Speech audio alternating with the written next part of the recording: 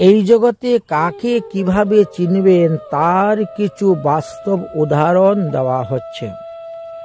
পুত্রকে চেনা যায় বিবাহের পর, কন্যাকে চেনা যায় যৌবনে, স্বামীকে চেনা যায় স্ত্রীর অসুস্থতায়, স্ত্রীকে চেনা যায় স্বামীর দারিদ্রতায়, বন্ধুকে চেনা যায় বিপদে, ভাইকে চেনা যায় লড়াইয়ে, আর সন্তানকে চেনা যায় মা বাবা বৃদ্ধ হলে বৃদ্ধ বয়সে।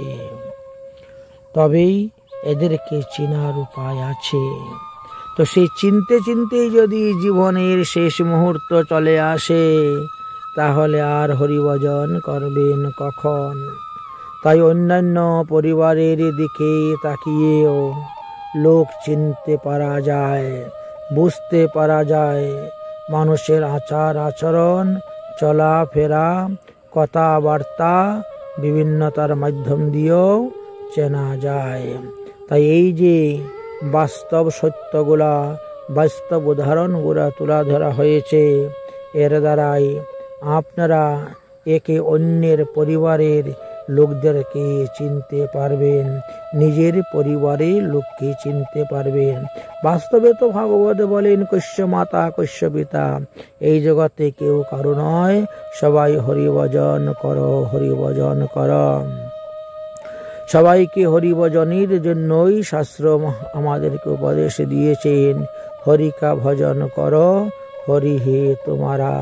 তাই মায়াজাল সংসার বন্ধন থেকে মুক্ত হও, সংসারের প্রতি মোহ কমাও, আর ভগবানের প্রতি শ্রদ্ধা ভক্তি প্রেম বাড়াও। ভগবানের ভজন করো, তিনি তোমাদেরকে সর্বকালে সর্ব অবস্থায় সর্ব আপদ সর্ব বিপদ হইতে রক্ষা করবেন। তিনি হলেন একমাত্র ভগবানের কাণ্ডারী। অতএব তার চরণাশ্রয় করে যদি ভজন করতে পারো, তাহলে তিনি তোমাকে এই ভব নদী পার করে দিবেন, ভব সমুদ্র পার করে দিবেন, ভব সাগর পার করে দিবেন। অতএব সেই শ্রী গোবিন্দের চরণকে আশ্রয় করে তোমরা ভজন করো। রাধে রাধে।